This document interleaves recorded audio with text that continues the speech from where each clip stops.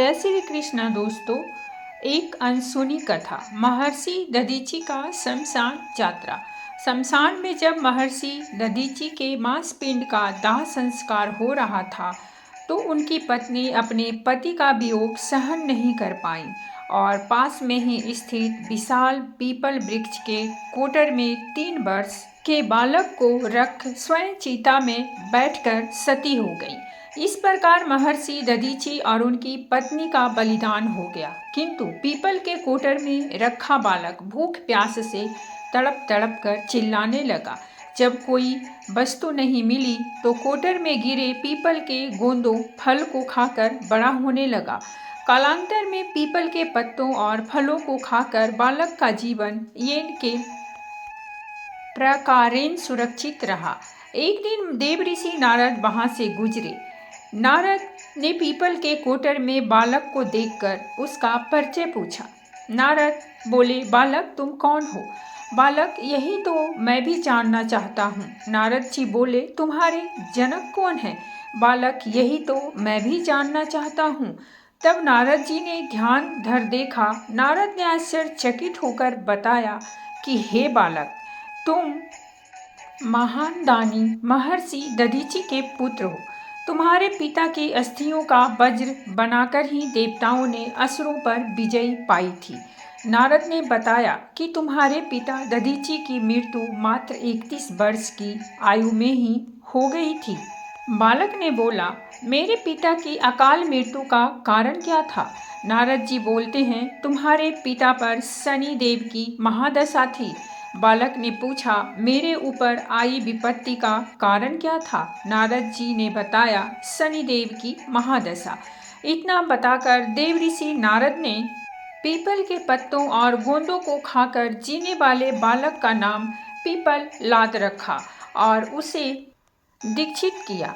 नारद जी के जाने के बाद बालक पिपलाद ने नारद के बताए अनुसार ब्रह्मा जी की घोर तपस्या कर उन्हें प्रसन्न किया। ब्रह्मा जी ने जब बालक पिपलाद से वर मांगने को कहा तो पिपलाद ने अपनी दृष्टि मात्र से किसी भी वस्तु को जलाने की शक्ति मांगी। ब्रह्मा जी से वर मिलने पर सर्वप्रथम पिपलाद ने शनि देव का आवाहन कर अपने सम्मुख प्रस्तुत किया और सामने पाकर आंखें खोलकर भस्म करना शुरू कर दिया। शनिदेव सशरीर जलने लगे। ब्रह्मांड में कोलाहल मच गया। सूर्यपुत्र शनि की रक्षा में सारे देव विफल हो गए।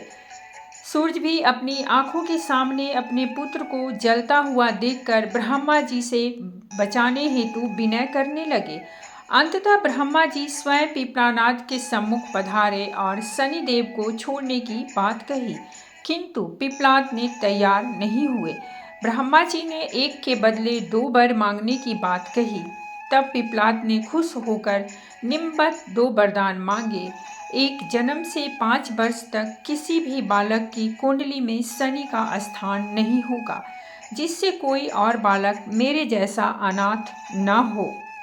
दूसरा, मुझ अनाथ को शरण पीपल वृक्ष ने दी है, अतः जो भी व्यक्ति सूर्योदय के पूर्व पीपल वृक्ष पर जल चढ़ाएगा उस पर शनि की महादशा का असर नहीं होगा। ब्रह्मा जी ने तथास्तु कह वरदान दिया। तब पिपलाद ने जलते हुए शनि को अपने ब्रह्म दंड से उनके पैरों पर आघात करके उन्हें मुक्त कर दिया, जिससे शनिदेव के पैर क्षतिग्रस्त हो गए और वे पहले जैसे तेजी से चलने के लायक नहीं रहे। अतः तभी से शनि शनैश्चरति, यह शनैश्चर अर्थात जो धीरे चलता है वही शनैश्चर कहलाए और शनि आग में जलने के कारण काली काया वाले अंगभंग स्वरूप हो गए। संप्राति शनि की काली मूर्ति और पीपल वृक्ष की पूजा का यही धार्मिक हेतु है। आगे चलकर पिपलाद ने प्रश्न उपनिषद की रचना की, जो आज भी ज्ञान काव्य बृहत भंडार है। तो दोस्तों, ये थी हमारी आज की कहानी, और अगर कहानी अच्छी लगी हो तो प्लीज़ हमारे चैनल को सब्सक्राइब कीजिए, वीडियो को लाइक और शेयर जरूर कीजिए। कहानी सुनने के लिए बहुत बहुत धन्यवाद। मिलते हैं हम एक नई कहानी के साथ।